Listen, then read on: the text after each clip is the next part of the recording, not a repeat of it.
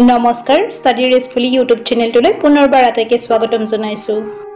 আজিৰ এই ভিডিঅ'টিত আমি দ্বাদশ শ্ৰেণীৰ 2025 বৰ্ষৰ ইংৰাজী বিষয়ৰ প্ৰশ্নকাকতখনৰ টেক্সট বুক অৰ্থাৎ সেকশন ডিৰ 45 মাৰ্কছৰ কুৱেশ্যনসমূহ অসমীয়াত আলোচনা কৰিম। বলে তেন্তে দেৰি নকৰি ভিডিঅ'টি আৰম্ভ কৰোঁ। সেকশন ডিৰ বাবে টোটেল মাৰ্কছ দিয়া হৈছে 45। মৰমৰ ছাত্ৰ-ছাত্ৰীসকল, সেকশন ডিৰ প্ৰথম কুৱেশ্যনটো সিৰিয়েল নম্বৰ 10 ৰে আৰম্ভ হৈছে। Read one of the following extracts and answer the questions that follow. ইয়া extracts সমূহৰ যিকোনো এটা পঢ়া আৰু তাৰ পিছত প্ৰশ্নসমূহৰ উত্তৰ দিয়া। পোন প্ৰথমতে আমি এড দিয়া দফাটো অসমীয়াত বুজিবলৈ চেষ্টা কৰিম। ইয়াত কৈছে যে বিমানবন্দৰত নিৰাপত্তা পৰীক্ষাৰ অন্তত My Mother at 66 কবিতাটোৰ বক্তাই শৈশৱৰ বিচ্ছেদৰ দুখ আৰু ভয় অনুভৱ কৰি পুনৰ মাকৰ পিনে চাই বক্তাৰ মাকক শীতকালৰ শেষৰ চন্দ্ৰৰ লগত তুলনা কৰাটোৱে মাকৰ হেতা আৰু দুৰ্বল শৰীৰটোক বুজায়। এই অনুভৱবোৰৰ মাজতো বক্তাই নিজৰ আবেগ লুকুৱাই সান্তনাদায়ক বিদায় দিবলৈ চেষ্টা কৰি হাঁহি হাঁহি কয়, শীঘ্ৰে লগ পাম আম্মা। মৰমৰ ছাত্ৰ-ছাত্ৰীসকল, এইবাৰ আমি কবিতা ফাঁকিৰ তলত থকা প্ৰশ্নসমূহলৈ আহিছোঁ। প্ৰথম প্ৰশ্নটো A. What did the poet do after the security check? Total mark 1. নিৰাপত্তা পৰীক্ষাৰ পিছত কবিয়ে কি কৰিলে? Answer. After the security check, poetess Kamala Das once again looks towards her mother. নিৰাপত্তা পৰীক্ষাৰ পিছত কবি কমলা দাসে আকৌ এবাৰ মাকৰ ফালে চাইছিল। B. Why did the poet compare her mother's face to a late winter's moon? Total marks 2. কবিয়ে কি কাৰণত মাকৰ মুখখনক শীতৰ শেষৰ চন্দ্ৰৰ লগত তুলনা কৰিলে? Answer. The poet compares her mother's face to the last moon of winter to highlight her old age and fading beauty. কবিয়ে মাকৰ মুখখনক শীতৰ শেষ জোনটোৰ লগত তুলনা কৰি বৃদ্ধাৱস্থা আৰু হেতা হৈ যোৱা সৌন্দৰ্যৰ কথা বুজাইছে। C. What is her childhood's fear? Total mark 1. তেওঁৰ অৰ্থাৎ কবিৰ শৈশৱৰ ভয় কি আছিল? Answer. The poet's childhood fear is the fear of losing his mother, especially her death. কবিৰ শৈশৱৰ ভয় হৈছে মাকক হেৰুৱাৰ ভয় অৰ্থাৎ মাকৰ মৃত্যুৰ ভয়। এইবাৰ আমি আহিছো অৰত দিয়া ষ্টেঞ্জাটোলৈ। পাবলো নেৰুদাৰ কবিতা কিপিং কোৱাইটৰ এই ফাঁকিটোৱে আত্মনিৰীক্ষণ আৰু নিস্তব্ধতাৰ এক সাৰ্বজনীন মুহূৰ্তৰ আহ্বানক বুজায়। ইয়াত সকলোকে আহ্বান জনোৱা হৈছে যে কথন আৰু শাৰীৰিক গতিবিধিকে ধৰি সকলো কাৰ্যকলাপ চমু সময়ৰ বাবে বন্ধ কৰি এক অনন্য ঐক্য আৰু প্ৰতিফলনৰ অনুভূতি অনুভৱ কৰিব পাৰি। এই বিৰতিৰ লক্ষ্য হৈছে নিজকে আৰু জগতখনৰ বিষয়ে গভীৰ বুজাবুজি গঢ়ি তোলা, যাৰ ফলত সম্ভাৱনাময়ভাৱে অধিক শান্তিপূৰ্ণ আৰু সুষম অস্তিত্বৰ সৃষ্টি হয়। এইবাৰ আমি ষ্টেঞ্জাটোৰ তলত থকা প্ৰথম প্ৰশ্নটোলৈ আহিছোঁ। A. Name the poet. Total mark 1. কবিগৰাকীৰ নাম লিখা। Answer. The name of the poet is Pablo Neruda. কবিগৰাকীৰ নাম হৈছে Pablo নেৰুদা। B. Let's not speak in any language, says the poet. Why? Total marks 2. কবিয়ে কি কাৰণত একো ভাষা অৰ্থাৎ একো কথা নকবলৈ আহ্বান জনাইছে? Answer. The poet urges not to speak any language to promote introspection and understanding. আত্মনিৰীক্ষণ আৰু বুজাবুজিৰ প্ৰসাৰৰ বাবে কোনো ভাষা নকবলৈ কবিয়ে আহ্বান জনাইছে। C. What do you understand by face of the earth? Total mark 1. Face of the earth বুলিলে কি বুজা? Through face of the earth, the poet means the entire geographical areas of the surface of the earth. Face of the earthৰ জৰিয়তে কবিয়ে পৃথিৱীৰ পৃষ্ঠৰ সমগ্ৰ ভৌগোলিক অঞ্চলক বুজায়। মৰমৰ ছাত্ৰ-ছাত্ৰীসকল, এইবাৰ আমি লৈছোঁ question number 11. Answer any 3 of the following questions in 30 to 40 words. 30 পৰা 40টা শব্দৰ ভিতৰত নিম্নলিখিত প্ৰশ্নসমূহৰ যিকোনো 3টা প্ৰশ্নৰ উত্তৰ দিয়া। প্ৰতিটো প্ৰশ্নৰ বাবে 2 নম্বৰকৈ মুঠ নম্বৰ আছে 6। Number 1. Why are the young trees described as sprinting? My mother at 66 কবিতাটোত কণমানি গছবোৰক দৌৰি থকা বুলি কিয় বৰ্ণনা কৰা হৈছে? Answer. In the poem My Mother at 66, the young trees are described as sprinting, creating a vibrant image of movement and vitality. It contrasts to the poet's aged mother. My Mother at 66 কবিতাটোত কণমানি গছবোৰক দৌৰি থকা বুলি বৰ্ণনা কৰা হৈছে, যিয়ে গতি আৰু সজীৱতাৰ এক স্পন্দনশীল প্ৰতিচ্ছবি সৃষ্টি কৰিছে। ই কবিৰ বয়সীয়াল মাতৃৰ সৈতে বিপৰীতমুখী। 2. What alternatives does the poet suggest instead of indulging in words in the poem Keeping Quiet? Keeping Quiet কবিতাটোত যুদ্ধত লিপ্ত হোৱাৰ পৰিৱৰ্তে কবিয়ে কি বিকল্পৰ পৰামৰ্শ দিছে? কবিৰ মতে যুদ্ধত লিপ্ত হোৱাৰ পৰিৱৰ্তে শান্তি, বুজাবুজি আৰু সহযোগিতাৰ পিছত লগা উচিত। Number 3. What image does the poet use to describe the beautiful bounty of the earth? পৃথিৱীৰ সুন্দৰ প্ৰাচুৰ্যৰ বৰ্ণনা কৰিবলৈ কবিয়ে কি প্ৰতিচ্ছবি ব্যৱহাৰ কৰিছে? Answer. The poet uses the image of an endless fountain of immortal drink to describe the beautiful abundance of the earth. This image suggests a constant, overflowing source of beauty and joy, as if a waterfall were flowing endlessly, making the earth's abundance seem limitless and life-giving. পৃথিৱীৰ সুন্দৰ প্ৰাচুৰ্যৰ বৰ্ণনা কৰিবলৈ কবিয়ে অমৰ পানীয়ৰ অন্তহীন উৎসৰ প্ৰতিচ্ছবি ব্যৱহাৰ কৰিছে। এই প্ৰতিচ্ছবিখনে সৌন্দৰ্য আৰু আনন্দৰ এক অহৰহ উফন্দি উঠা উৎসৰ ইংগিত দিয়ে, যেন এই জলপ্ৰপাত অন্তহীনভাৱে বৈ আছে, যাৰ ফলত পৃথিৱীৰ প্ৰাচুৰ্যক সীমাহীন আৰু জীৱনদায়ক যেন লাগে। Number 4. Why is grandeur associated with the mighty dead? Grandeur অৰ্থাৎ গৌৰৱ শব্দটো mighty deadৰ লগত কিয় জড়িত? Answer. In the poem, the word grandeur is associated with the mighty dead because it symbolizes the lasting legacy and influence of the departed remarkable individuals. This lasting influence creates a sense of grandeur, highlighting the power and beauty of their contributions to history and culture. কবিতাটোত গ্ৰেণ্ডিউৰ শব্দটোক মাইটি ডেডৰ লগত জড়িত কৰা হৈছে কাৰণ ই চিৰ বিদায় লোৱা উল্লেখযোগ্য ব্যক্তিসকলৰ স্থায়ী উত্তৰাধিকাৰ আৰু প্ৰভাৱৰ প্ৰতীক। এই স্থায়ী প্ৰভাৱে এক সমৃদ্ধি অথবা মহিমাৰ সৃষ্টি কৰে। ইতিহাস আৰু সংস্কৃতিলৈ তেওঁলোকৰ অৱদানৰ শক্তি আৰু সৌন্দৰ্যক উজ্জ্বল কৰি তোলে। 5. How did the travelers on the highways react to the roadside stand? পথৰ কাষৰ স্থলবোৰক লৈ যাত্ৰীসকলৰ কি প্ৰতিক্ৰিয়া আছিল? Answer. Travelers on the highway often show indifference or disregard for roadside stalls. If people stop, it is only to ask for directions or to refuel. Such behavior by travelers reflects the disconnect between the rural and urban worlds, and as they focus on their trips, they often overlook the struggles of the stall owners. খাই পথত যাত্ৰীসকলে প্ৰায়ে পথৰ কাষৰ স্থলৰ প্ৰতি উদাসীনতা বা অৱজ্ঞা প্ৰকাশ কৰে।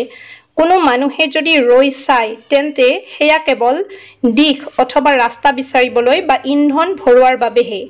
ভ্ৰমণকাৰীসকলৰ এনে আচৰণে গ্ৰাম্য আৰু নগৰীয়া জগতৰ মাজৰ বিচ্ছিন্নতাক প্ৰতিফলিত কৰে আৰু তেওঁলোকে ভ্ৰমণত মনোনিৱেশ কৰাৰ লগে লগে প্ৰায়ে স্থলৰ মালিকৰ সংগ্ৰামক উপেক্ষা অথবা আওকাণ কৰে।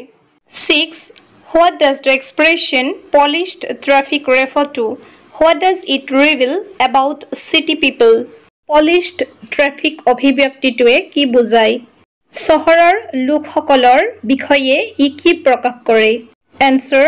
The term polished traffic refers to the wealthy, city-dwelling people who drive through the streets in their modern luxurious vehicles, completely unaware of the lifestyle of the poor people in the countryside. Polished traffic শব্দটোৱে গ্ৰাম্য অঞ্চলৰ দৰিদ্ৰ লোকসকলৰ জীৱনশৈলীৰ প্ৰতি সম্পূৰ্ণ অজ্ঞাত, নিজৰ আধুনিক বিলাসী বাহনেৰে ৰাজপথৰ মাজেৰে গাড়ী চলাই যোৱা ধনী চহৰবাসী লোকসকলক বুজায়। মৰমৰ ছাত্ৰ-ছাত্ৰীসকল, এইবাৰ লৈছো question number 12. Answer any 5 of the following questions. নিম্নলিখিত যিকোনো 5টা প্ৰশ্নৰ উত্তৰ দিয়া প্ৰতিটো প্ৰশ্নৰ বাবে এককৈ মুঠ 5 নম্বৰ আছে এ What makes the city of Firozabad famous? Firozabad চহৰখন কিহৰ বাবে বিখ্যাত? Answer The city of Firozabad is famous for its glassmaking industry, particularly for the production of glass bangles. Firozabad চহৰখন কাঁচৰ উদ্যোগ বিশেষকৈ কাঁচৰ চুৰি নিৰ্মাণৰ বাবে বিখ্যাত B. What did Hauser bring? Hausare কি আনিছিল? Answer Hauser brought an old primer, a basic reading textbook to show his regret for not learning French earlier in life. জীৱনৰ আৰম্ভণিতে ফৰাচী শিকিব নোৱাৰাৰ বাবে অনুশোচনা দেখুৱাবলৈ বা অনুশোচনা ব্যক্ত কৰিবলৈ হাউচাৰে এখন পুৰণি প্ৰাইমাৰ পঢ়াৰ মৌলিক পাঠ্যপুথি লগত লৈ আহিছিল C. Who were ready to follow Gandhi into jail? Gandhir পিছে পিছে জেল যাবলৈ কোন হাজু আছিল? Answer The lawyers of Champaran were finally ready to follow Mahatma Gandhi to jail during the satyagraha in Champaran. চম্পাৰণৰ অধিবক্তাসকল অৱশেষত চম্পাৰণ সত্যাগ্ৰহৰ সময়ত মহাত্মা গান্ধীৰ পিছে পিছে জেললৈ যাবলৈ সাজু হৈছিল D. What was Mukesh dream? মুকেশৰ সপোন কি আছিল? Answer Mukesh's dream was to become a motor mechanic and drive a car. মুকেশৰ সপোন আছিল মটৰ মেকানিক হৈ গাড়ী চলোৱা E. What are mahsers? mahser কি? Answer Mahsers are a kind of fresh water fish that Roundtree discovers in the river. Mahser হৈছে এক প্ৰকাৰ মিঠা পানীৰ মাছ যিটো Roundtree নদীত আৱিষ্কাৰ কৰে F. What was the name of Geoff's younger brother? Geoffৰ সৰু ভায়েকৰ নাম কি আছিল? Answer In the story Going Places, Geoff's younger brother is named Derek. Going Place গল্পটোত Geoffৰ সৰু ভায়েকৰ নাম আছিল Derek. G. What is the meaning of the word গায়কি? গায়কি শব্দটোৰ অৰ্থ কি? মৰমৰ ছাত্ৰ ছাত্ৰীসকল ইয়াত তিনিটা অপচনছ দিয়া হৈছে option A introvert, B ugly, C trustworthy. শুদ্ধ উত্তৰটো হৈছে option B ugly. It's at what time of the year was the North Bank delightful? বছৰটোৰ কোন সময়ত উত্তৰ পাৰ আনন্দদায়ক হৈ পৰিছিল? Answer The North Bank was delightful during the cold weather. ঠাণ্ডাৰ বতৰত উত্তৰ পাৰটো আনন্দদায়ক হৈ পৰিছিল F. For last 2 years, where did all bad news come from? যোৱা 2 বছৰ ধৰি সকলো ধৰণৰ বেয়া খবৰ কৰ পৰা আহিছিল? Answer The bad news for the last 2 years came from the bulletin board outside the town hall. যোৱা 2 বছৰ ধৰি সকলো ধৰণৰ বেয়া খবৰ টাউন হলৰ বাহিৰৰ বুলেটিন বৰ্ডৰ পৰা আহিছিল মৰমৰ ছাত্ৰ ছাত্ৰীসকল এইবাৰ আমি আহিছো কোৱেশ্চন নম্বৰ 13 লৈ answer any 5 in 30 to 40 words 30 পৰা 40টা শব্দৰ ভিতৰত যিকোনো তিনিটাৰ উত্তৰ দিয়া প্ৰতিটো প্ৰশ্নৰ বাবে 2 নম্বৰকৈ মুঠ 10 নম্বৰ আছে এ ফ্ৰান্সে ভাবে তেওঁলোকে পাৰ চৰাইবোৰকো জাৰ্মান ভাষাত গান গাবলৈ কবনি ইয়াৰ অৰ্থ কি হ'ব পাৰে Answer It reflects his deep concern about the imposition of German language on his French-speaking community. The idea of forcing pigeons to sing in German symbolizes the complete erasure of French culture. ইয়াৰ দ্বাৰা তেওঁৰ ফৰাচীভাষী সম্প্ৰদায়ৰ ওপৰত German ভাষা জাপি দিয়াৰ প্ৰতি তেওঁৰ গভীৰ উদ্বেগ প্ৰতিফলিত হয় পাৰচৰাইক জাৰ্মান ভাষাত গান গাবলৈ বাধ্য কৰা ধাৰণাটোৱে ফৰাচী সংস্কৃতি সম্পূৰ্ণৰূপে মচি পেলোৱাৰ প্ৰতীক B. Give a description of bungalow at Guwahati where John Rowntree stayed.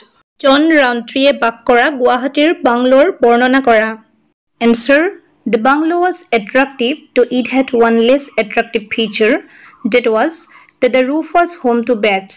It also offered a view of the Brahmaputra river from its veranda. বাংলোটো আকৰ্ষণীয় আছিল যদিও ইয়াৰ এটা কম আকৰ্ষণীয় বৈশিষ্ট্য আছিল হেয়া হৈছে বাংলোৰ ছাদখনত বাদুলি বাস কৰিছিল ইয়াৰ বাৰান্দাৰ পৰা ব্ৰহ্মপুত্ৰ নদীৰ দৃশ্য দেখা পোৱা গৈছিল C Why did Gandhiji feel that taking the Champaran case to the court was useless গান্ধীজীয়ে কিয় অনুভৱ কৰিছিল যে চম্পাৰণৰ গোচৰটো আদালতলৈ লৈ গলে একো লাভ নহব Answer Gandhiji believed that there is no use in taking the Champaran case to court because the farmers will get real relief only when they leave their fear and become courageous. In this, not the court, but only the public can help. গান্ধীজীয়ে বিশ্বাস কৰিছিল যে চম্পাৰণৰ গোচৰটো আদালতলৈ লৈ গৈ একো লাভ নাই কাৰণ কৃষকসকলে যেতিয়া নিজে ভয় এৰি সাহসী হ'বলৈ যত্ন কৰিব তেতিয়াহে প্ৰকৃত সকাহ পাব ইয়াত আদালত নহয় কেৱল জনসাধাৰণেহে সহায় কৰিব পাৰে How did Rajkumar Shukla establish that he was resolute? Rajkumar Shukla কেনেদৰে নিজকে দৃঢ় প্ৰতিজ্ঞ ব্যক্তি হিচাপে প্ৰতিষ্ঠা কৰিছিল Answer Rajkumar Shukla is described as being resolute because he was fully determined to take Gandhi to Bihar. He followed Gandhiji to various places and constantly requested him to come to Champaran to alleviate the plight of the indigo farmers. Rajkumar Shukla সংকল্পবদ্ধ বুলি বৰ্ণনা কৰা হৈছে কাৰণ তেওঁ গান্ধীক বিহাৰলৈ নিবলৈ সম্পূৰ্ণ দৃঢ় প্ৰতিজ্ঞ আছিল। তেওঁ গান্ধীজীক অনুসৰণ কৰি বিভিন্ন ঠাইলৈ গৈ নীল খেতিয়কৰ দুৰ্দশা দূৰ কৰিবলৈ চম্পাৰণলৈ আহিবলৈ অহৰহ অনুৰোধ কৰিছিল। Why did Jhansi discourage Sophie from having dreams? Jhansiয়ে Sophieক সপোন দেখাত কিয় বাধা দিছিল? Answer Jhansi discouraged Sophie from dreaming unrealistic dreams because she was more practical and realistic and understood the limitations of her working background. She wanted Sophie to focus on more achievable goals that match his reality. Jhansiয়ে Sophieক অবাস্তৱ সপোন দেখাৰ পৰা নিৰুৎসাহিত কৰিছিল কাৰণ তেওঁ অধিক ব্যৱহাৰিক আৰু বাস্তৱসন্মত আছিল আৰু তেওঁৰ কৰ্ম পটভূমিৰ সীমাবদ্ধতা বুজি পাইছিল তাই বিচাৰিছিল Sophie তাৰ বাস্তৱৰ সৈতে মিল থকা অধিক সাধনযোগ্য লক্ষ্যত মনোনিৱেশ কৰে যাতে Garbage to dam is gold. How do rag pickers of Simapuri survive? জাবৰ হৈছে তেওঁলোকৰ বাবে সোণ সীমাপুৰীৰ আৱৰ্জনা সংগ্ৰহকাৰীসকল কেনেদৰে জীয়াই আছে Answer Small children keep searching through heaps of garbage. They hope to find a coin or something valuable. Sometimes they even find a 1 rupee or 10 rupee note. This gives them hope of finding something more. They search for it eagerly. For children, collecting garbage is full of wonder. For adults, it is a means of livelihood. So for them, garbage is gold. সৰু লৰা ছোৱালীবোৰে জাবৰৰ দমবোৰ খুচৰি ফুৰে তেওঁলোকে আশা কৰে যে তাত এটা মুদ্ৰা বা মূল্যৱান কিবা এটা বিচাৰি পাব কেতিয়াবা 1 টকা বা 10 টকীয়া নোট এখনো বিচাৰি পায় ইয়াৰ ফলত তেওঁলোকে আৰু কিবা এটা বিচাৰি পোৱাৰ আশা কৰে তেওঁলোকে এয়া আগ্ৰহেৰে বিচাৰি ফুৰে শিশুসকলৰ বাবে আৱৰ্জনা সংগ্ৰহ কৰাটো আশ্চৰ্যৰে ভৰা প্ৰাপ্তবয়স্কসকলৰ বাবে ই জীৱিকাৰ এক মাধ্যম গতিকে তেওঁলোকৰ বাবে জাবৰ জোথৰ সোণ G describe the irony in Sahib's name Sahibor namot thoka irony ba bidrupto ki Answer The irony of Sahib's name was that he was a poor rag picker who did not even have slippers to wear Although his name meant that he was the lord of the universe in reality he did not even have money to fulfill his basic needs Sahibor namot thoka bidrupto ba birambona hoise je teo ejon dukhiya rag picker বা জাবৰ বা আৱৰ্জনা সংগ্ৰহকাৰী পিন্ধিবলৈ যাৰ sandal এযোৰ নাই যদিও তাৰ নামটোৰ অৰ্থ আছিল যে হি বিশ্ব ব্ৰহ্মাণ্ডৰ প্ৰভু বাস্তৱত কিন্তু তেওঁৰ মৌলিক প্ৰয়োজনসমূহ পূৰণ কৰিবৰ বাবে টকা বা পইচা নাছিল It's why was Sophie jealous of Geoff's silence Geoffৰ মৌনতাক লৈ Sophie কিয় ঈৰ্ষা কৰিছিল Answer Geoff was Sophie's elder brother. He spoke very little. Sophie was jealous of his silence. It made her feel insecure about their relationship and feared that he was emotionally distant or uninterested. Geoff আছিল Sophieৰ ডাঙৰ ভায়েক। He খুব কম কথা কৈছিল। তাৰ মৌনতাক লৈ Sophie ঈৰ্ষা কৰিছিল। ই তাইক সিহঁতৰ সম্পৰ্কক লৈ নিৰাপত্তাহীনতা অনুভৱ কৰাইছিল আৰু আবেগিকভাৱে আত্তৰি যায় বুলি আৰু তাইৰ প্ৰতি আগ্ৰহী নহয় বুলি ভয় খাইছিল মৰমৰ ছাত্ৰ-ছাত্ৰীসকল এবাৰ আমি আহিছো কোৱেশ্চন নম্বৰ 14 লৈ answer any one of the following questions in 8200 words আখেৰ পৰা 100টা শব্দৰ ভিতৰত তলত দিয়া যিকোনো এটা প্ৰশ্নৰ উত্তৰ লিখা প্ৰশ্নটোৰ বাবে মুঠ নম্বৰ আছে 5 A give a character sketch of M Hamel M Hamelৰ চৰিত্ৰায়ন কৰা Answer In the last lesson, the French teacher M. Hamel is portrayed as a devoted, passionate, and a patriotic man. Although initially He is seen as a strict disciplinarian. His soft side is revealed on his last day at school. He regrets the harshness of his days at school and emphasizes the importance of his mother tongue. He has a deep love for his students and the French language and sees it as a symbol of his identity and freedom. The last lesson part 2 ফৰাচী শিক্ষক M হেমেলক এজন নিষ্ঠাবান আবেগিক আৰু দেশপ্ৰেমিক ব্যক্তি হিচাপে চিত্ৰিত কৰা হৈছে যদিও প্ৰথম অৱস্থাত তেওঁ কঠোৰ অনুশাসনশীল হিচাপে দেখা যায় তথাপিও স্কুলৰ শেষ দিনটোত তেওঁৰ কোমল দিকটো চৰ্চালৈ আহে স্কুলৰ দিনবোৰৰ কঠোৰতাৰ বাবে তেওঁ অনুশোচনা কৰি মাতৃভাষাৰ মনোনিৱেশৰ ওপৰত গুৰুত্ব আৰোপ কৰে তেওঁৰ ছাত্ৰ-ছাত্ৰী আৰু ফৰাচী ভাষাৰ প্ৰতি গভীৰ প্ৰেম আছে আৰু ইয়াক নিজৰ পৰিচয় আৰু স্বাধীনতাৰ প্ৰতীক হিচাপে লয় B. Describe the author's experience of the floods on the north bank of the Brahmaputra during the monsoon. বাৰিষাৰ সময়ত ব্ৰহ্মপুত্ৰৰ উত্তৰ পাৰৰ বানপানীৰ বিষয়ে লেখকৰ অভিজ্ঞতা কি Answer Author Rontri had a terrible experience of floods during his stay in Assam. He tells that many problems arise on the northern bank during the rainy season. Once he tried to cross the river on horseback during a flood, but it was very difficult. He somehow persuaded his horse to get into the water, but suddenly his foot slipped and he hung from the horse's tail. He was using it as a rudder. He noticed that when he pushed it to the right, the horse turned to the left, and when he tried to turn it to the left, the horse turned to the right. Eventually, he and his horse managed to land safely on the other side of the river. লেখক ৰাউণ্ট্ৰিয়ে অসমত থকা সময়ছোৱাত বানপানীৰ ভয়াৱহ অভিজ্ঞতা লাভ কৰিছিল তেওঁ কয় যে বাৰিষাৰ সময়ত উত্তৰ পাৰত বহু সমস্যাৰ সৃষ্টি হয় এবাৰ তেওঁ বানপানীৰ সময়ত ঘোঁৰাত উঠি নদীখন পাৰ হ'বলৈ চেষ্টা কৰিছিল যদিও হেয়া বৰ কষ্টকৰ আছিল ঘোঁৰাটোক কেনেবাকৈ পানীত নামিবলৈ মান্তি কৰিলে কিন্তু হঠাতে ভৰিখন পিছলি গ'ল আৰু ঘোঁৰাৰ নেজত তেওঁ উলমি থাকিল তেওঁ ইয়াক ৰুডাৰ হিচাপে ব্যৱহাৰ কৰি আছিল তেওঁ লক্ষ্য কৰিলে যে সোঁফালে ঠেলি দিলে ঘোঁৰাটো বাওঁফালে ঘূৰি যায় আৰু বাওঁফালে ঘূৰাবলৈ চেষ্টা কৰিলে ঘোঁৰাটোৱে সোঁফালে ঘূৰি যায় অৱশেষত তেওঁ আৰু তেওঁৰ ঘোঁৰাটোৱে নিৰাপদে নদীৰ আনটো পাৰত অৱতৰণ কৰিবলৈ সক্ষম হয় C Give an account of Gandhiji's efforts to secure justice for the poor indigo sharecroppers of Champaran. Champaranor দুখীয়া অংশীদাৰী নীল খেতিয়কসকলক ন্যায় দিবলৈ গান্ধীজীৰ কি প্ৰচেষ্টা আছিল Answer Gandhiji stayed with the farmers for some time to understand their real situation. According to Gandhiji, it was a matter of relief for them that they became free from fear. At the same time, he also taught them to stand on their own feet. Gandhiji's efforts included gathering evidence, meeting officials, and advocating for the rights of the farmers. His efforts resulted in successful negotiations with the British government, resulting in the abolition of the oppressive system and the establishment of fair compensation for the peasants.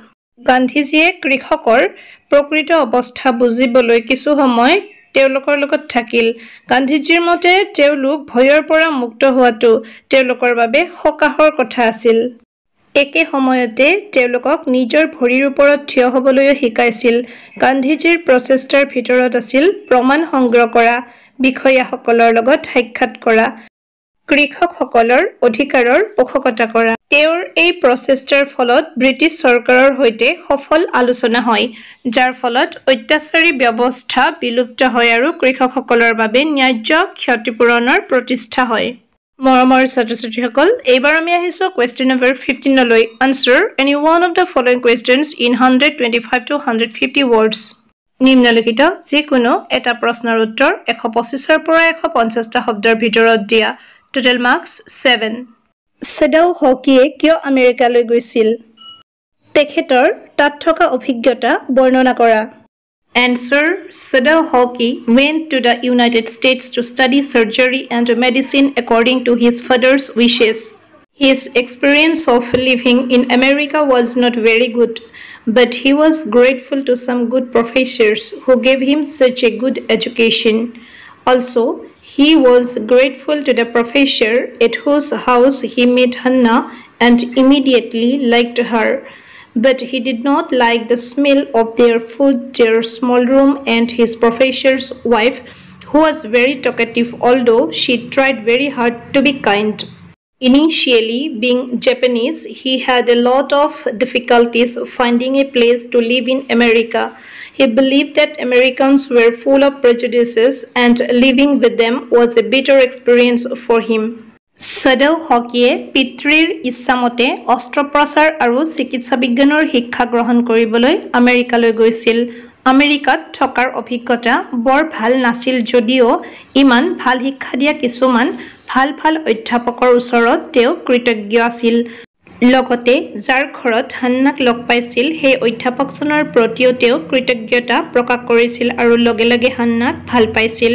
কিন্তু তেওঁলোকৰ খাদ্যৰ গোন্ধ, তেওঁলোকৰ সৰু কোঠাটো আৰু তেওঁৰ অধ্যাপকৰ পত্নীক ভাল পোৱা নাছিল, যিগৰাকীয়ে দয়ালু হ'বলৈ বহুত চেষ্টা কৰিলেও বৰ বেছিকৈ কথা পতা বাবে ভাল পোৱা নাছিল। প্ৰথম অৱস্থাত জাপানী হোৱাৰ বাবে আমেৰিকাত থাকিবলৈ ঠাই বিচাৰিবলৈ তেওঁৰ বহুত অসুবিধা হৈছিল। তেওঁৰ মতে আমেৰিকানসকল পক্ষপাতিত্বৰে ভৰা আৰু তেওঁলোকৰ সৈতে থকাটো তেওঁৰ বাবে এক তিক্ত অভিজ্ঞতা আছিল। B. Describe how Mr. Lamb and Derry's conversation bring about a change in Derry's views towards life. Mr. Lamb আৰু ডেৰীৰ মাজত হোৱা কথা বতৰাই ডেৰীৰ জীৱনৰ প্ৰতি দৃষ্টিভংগী কেনেকৈ সলনি কৰিলে? Answer. Mr. Lamb gave Derry confidence and courage. He explained to Derry that the world is full of good and bad things and he should learn to accept both. He suggested Derry to overcome his physical weakness instead of worrying about his burnt face. He told him that he still has 2 arms, 2 legs, eyes, a tongue, and a brain. As Mr. Lamb helped Derry to change, Derry continued to change after Mr. Lamb's death because by that time his outlook on life had changed. Before meeting Mr. Lamb, Derry was depressed and had negative thoughts, but after meeting Mr. Lamb, his thoughts became positive and he did not care about what people thought about him and his. This is evident when he ran back to Mr. Lamb. He wanted to take advantage of the opportunities the world presented to him and stay with Mr. Lamb. This is in contrast to his earlier behavior of keeping himself aloof and never coming close to any stranger. Mr. Lambe Derryক আত্মবিশ্বাস আৰু সাহস দিলে। তেওঁ ডেৰীক বুজাই দিলে যে পৃথিৱীখন ভাল বেয়া বস্তুৰে ভৰি আছে আৰু তেওঁ দুয়োটাকে আকোৱালি ল'বলৈ শিকা উচিত। তেওঁ ডেৰীক নিজৰ পুৰা মুখখনক লৈ চিন্তা কৰাৰ পৰিৱৰ্তে নিজৰ শাৰীৰিক দুৰ্বলতা দূৰ কৰিবলৈ পৰামৰ্শ দিলে। তেওঁ ক'লে যে তেওঁৰ এতিয়াও 2খন হাত, 2খন ভৰি, চকু, এখন জিভা আৰু এটা মগজু আছে। এইদৰে মিষ্টাৰ লেম্বে ডেৰীক সলনি হোৱাত সহায় কৰিলে। মিষ্টাৰ লেম্বৰ মৃত্যুৰ পিছতো ডেৰীৰ পৰিৱৰ্তন হৈ থাকিল কাৰণ সেই সময়লৈকে তেওঁৰ জীৱনৰ প্ৰতি দৃষ্টিভংগী সলনি হৈছিল। মিষ্টাৰ লেম্বক লগ পোৱাৰ আগতে ডেৰীয়ে হতাশ হৈ পৰিছিল আৰু নেতিবাচক চিন্তা কৰিছিল, কিন্তু মিষ্টাৰ লেম্বক লগ পোৱাৰ পিছত তাৰ চিন্তাবোৰ ইতিবাচক হৈ পৰিল আৰু মানুহে তাক আৰু তাৰ মুখখনৰ বিষয়ে কি ভাবে তাক লৈ সি গুৰুত্ব নিদিয়ে। এই কথা স্পষ্টকৈ দেখা যায় যেতিয়া সি মিষ্টাৰ লেম্বৰ ওচৰলৈ উভতি দৌৰি যায়। পৃথিৱীখনে তালৈকে ৰখা সুযোগবোৰৰ সুযোগ লৈ সি মিষ্টাৰ লেম্বৰ লগত থাকিব বিচাৰিছিল।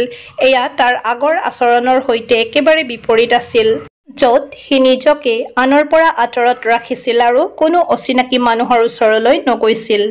মৰমৰ ছাত্ৰ-ছাত্ৰীসকল, এইবাৰ আমি 15ৰ চি লৈছো। What is Kati Bihu's significance? How is Kati Bihu celebrated in Assam? Kati বিহুৰ তাৎপৰ্য কি? অসমত কাতি বিহু কেনেধৰণে উদযাপন কৰা হয়? Answer. Kati Bihu, also known as Kongali Bihu, is one of the 3 major Bihu festivals celebrated in Assam, which mainly focuses on agriculture and prosperity of crops. It marks the completion of the sowing and transplanting of rice and the beginning of their growth, as well as the emptying of granaries before the next harvest. This festival is a time for farmers to pray for a good harvest and protection from natural disasters. The festival is marked by the lighting of earthen lamps, Akash Banti, in paddy fields and homes. and prayers to deities associated with agriculture and prosperity. Essentially, Kati Bihu is a time for reflection, gratitude, and hopeful anticipation of a successful harvest deeply rooted in the agricultural traditions of Assam. মূলতঃ কৃষি আৰু শস্যৰ সমৃদ্ধিৰ ওপৰত গুৰুত্ব আৰোপ কৰা অসমত পালন কৰা তিনিটা প্ৰধান বিহু উৎসৱৰ ভিতৰত কাতি বিহু যাক কঙালী বিহু বুলিও কোৱা হয়। ইয়াৰ দ্বাৰা ধানৰ বীজ সিঁচা আৰু ৰোপণ সম্পূৰ্ণ হোৱাৰ লগতে ইয়াৰ বৃদ্ধিৰ আৰম্ভণি হোৱাৰ লগতে পৰৱৰ্তী চপোৱাৰ আগত শস্যৰ ভঁৰাল খালী কৰা হয়। এই উৎসৱৰ সময় কৃষকসকলে ভাল শস্য চপোৱা আৰু প্ৰাকৃতিক দুৰ্যোগৰ পৰা ৰক্ষা পোৱাৰ বাবে প্ৰাৰ্থনা কৰাৰ সময়। মূলতঃ কাতি বিহু অসমৰ কৃষি পৰম্পৰাত গভীৰভাৱে শিপাই থকা এক সফল শস্য চপোৱাৰ চিন্তা, কৃতজ্ঞতা আৰু আশাবাদী প্ৰত্যাশাৰ সময়। মৰমৰ ছাত্ৰ-ছাত্ৰীসকল, এইবাৰ আমি লিটাৰেচাৰ ছেকশ্যনৰ একেবাৰে শেষৰ চিৰিয়েল নাম্বাৰটো লৈছোঁ, question number 16। Answer any 4 of the following questions in 30 to 40 words. 30 পৰা 40টা শব্দৰ ভিতৰত যিকোনো 4টা প্ৰশ্নৰ উত্তৰ দিয়া। প্ৰতিটো প্ৰশ্নৰ বাবে 2 কৈ মুঠ 8 নম্বৰ আছে। A. Briefly describe the custom of magan or begging associated with the kacharis. কছাৰীসকলৰ লগত জড়িত মগন বা ভিক্ষাৰ প্ৰথা চমুকৈ বৰ্ণনা কৰা। Answer. During Assamese Magh Bihu, the Kachari tribe, which is the largest tribe of Assam, follows their tradition. On the 7th day of Magh Bihu, they again clean their vessels, sacrifice fowl to their god Batho, and go out to gather food. In their words, this practice is called magan or begging. অসমীয়া মাঘ বিহুৰ সময়ত অসমৰ সৰ্ববৃহৎ জনগোষ্ঠী কছাৰী জনগোষ্ঠীয়ে তেওঁলোকৰ নিজা পৰম্পৰা অনুসৰণ কৰে। মাঘ বিহুৰ সপ্তম দিনা তেওঁলোকে পুনৰ নিজৰ সাজ বাচন পৰিষ্কাৰ কৰি নিজৰ দেৱতা বাথুক চৰাই বলি দি খাদ্য গ্ৰহণ কৰিবলৈ ওলাই যায়। তেওঁলোকৰ ভাষাত এই প্ৰথাক মগন বা ভিখাৰী বুলি কোৱা হয়। B. Who is Derry? How does Derry get into Lamb's garden? Derry কোন আছিল? ডেৰিয়ে লেম্বৰ বাগিচাত কেনেদৰে সোমায়? Answer. Derry was a 14-year-old boy with burn scars on his face who suffered from low self-esteem and preferred to be alone. Finding the garden empty, he climbed over the wall to hide from the rest of the world. Derry আছিল 14 বছৰীয়া এজন ল'ৰা। মুখত পোৰা দাগ আছিল যাৰ বাবে সি হীনমান্যতাত ভুগিছিল আৰু অকলে থকাটো পছন্দ কৰিছিল। বাগিচাখন খালী হৈ থকা দেখি সি বেৰৰ ওপৰেৰে উঠি পৃথিৱীৰ বাকী লোকসকলৰ পৰা লুকাই থাকিব বিচাৰিছিল। C. How did the Tiger King meet his end? বাঘ ৰজাৰ অন্ত কেনেকৈ হৈছিল? Answer. The Tiger King died not at the hands of a real tiger but at the hands of a cheap wooden tiger piece. He spent his life hunting tigers to disprove the prophecy of his death. But unfortunately, a harmless toy took his life. বাঘ ৰজাৰ মৃত্যু প্ৰকৃত বাঘৰ হাতত নহৈ হস্তীয়া কাঠৰ বাঘৰ টুকুৰা এটাত হৈছিল। তেওঁৰ মৃত্যুৰ ভৱিষ্যতবাণীক অসত্য বুলি প্ৰমাণ কৰিবলৈ তেওঁ বাঘ চিকাৰ কৰি জীৱন কটালে, কিন্তু দুৰ্ভাগ্যজনকভাৱে নিৰাপদ যেন লগা খেলনা বাঘ এটাই প্ৰাণ কাঢ়ি লৈ যায়। D. Why did Chitkala Shah feel uncomfortable in the dining room? ভোজন কক্ষত চিৎকালা চাই কিয় অস্বস্তি অনুভৱ কৰিলে? Answer. Chitkala Shah felt uncomfortable in the dining room because she was not accustomed to the strict rules and unfamiliar customs of the boarding school. The harsh discipline and new environment made her feel uncomfortable and uneasy. Boarding schoolৰ কঠোৰ নিয়ম আৰু অচিনাকি ৰীতি-নীতিৰ লগত অভ্যস্ত নোহোৱাৰ বাবে dining ৰুমত চিৎকালা চাই অস্বস্তি অনুভৱ কৰিলে। কঠোৰ অনুশাসন আৰু নতুন পৰিৱেশে তাইক অস্বস্তি অনুভৱ কৰাইছিল। What advice did Annan offer? আন্নানে বামাক কি উপদেশ দিছিল? Answer. Bama's elder brother Annan advised her to work hard and excel in her studies. He believed that education was the key to overcoming the social discrimination and injustice faced by their community. Her brother says that education brings both respect and friendship. Bamar ডাঙৰ ভায়েক আন্নানে তাইক কঠোৰ পৰিশ্ৰম কৰি পঢ়া-শুনাত পাৰদৰ্শিতা দেখুৱাবলৈ পৰামৰ্শ দিছিল। তেওঁৰ মতে তেওঁলোকৰ সমাজে সন্মুখীন হোৱা সামাজিক বৈষম্য আৰু অন্যায় দূৰ কৰাৰ মূল চাবিকাঠি হৈছে শিক্ষা।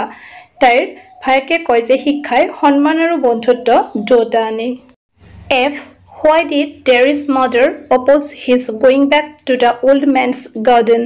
বৃদ্ধ মানুহজনৰ বাগিচালৈ পুনৰ যোৱাত ডেৰীৰ মাকে কিয় আপত্তি কৰিছিল? Answer. Terry's mother does not want him to go back to Mr. Lamb because she is protective and concerned about her child. She fears that Mr. Lamb, who has a physical disability, may be a negative influence on Derry or may harm him. Derryৰ মাকে নিবিচাৰে যে তেওঁ mister লেমৰ ওচৰলৈ ঘূৰি যাওক কাৰণ তেওঁ সুৰক্ষামূলক আৰু নিজৰ সন্তানৰ প্ৰতি চিন্তিত। তেওঁৰ আশংকা যে শাৰীৰিকভাৱে অক্ষম মিষ্টাৰ লেমে ডেৰীৰ ওপৰত নেতিবাচক প্ৰভাৱ পেলাব পাৰে বা তেওঁৰ ক্ষতি কৰিব পাৰে। G. Who was Hannah? What did she notice coming out of the mist? Hannah কোন আছিল? কুঁৱলীৰ পৰা তেওঁ কি ওলাই অহা লক্ষ্য কৰিলে? Answer. Hannah was the wife of Dr. Sudal Hockey. Sitting on the porch with her husband, Hannah saw a wounded man near the ocean who seemed to emerge from the mist. He stumbled a few steps and then collapsed, his body emerging from the fog, his arms raised up. They later realized that he was an American soldier. স্বামীৰ সৈতে বাৰান্দাত বহি হানাই দেখিলে সাগৰৰ ওচৰত এজন আহত মানুহ যি কুঁৱলীৰ মাজেৰে ওলাই অহা যেন লাগিল। কুঁৱলীৰ মাজেৰে কেইখোজমান থলং থপংকৈ আহি বাহু দুটা ওপৰলৈ তুলি তেওঁ ঢলি পৰিল। পিছত তেওঁলোকে বুজি পালে যে তেওঁ এজন আমেৰিকান সৈনিক আছিল। আজিৰ এই ভিডিঅ'টিত ইমানখিনি আছিল। চাই ভাল লাগিলে লাইক, শ্বেয়াৰ আৰু কমেণ্টৰ লগতে চেনেলটো ছাবস্ক্ৰাইব কৰিবলৈ নাপাহৰিবা। ধন্যবাদ।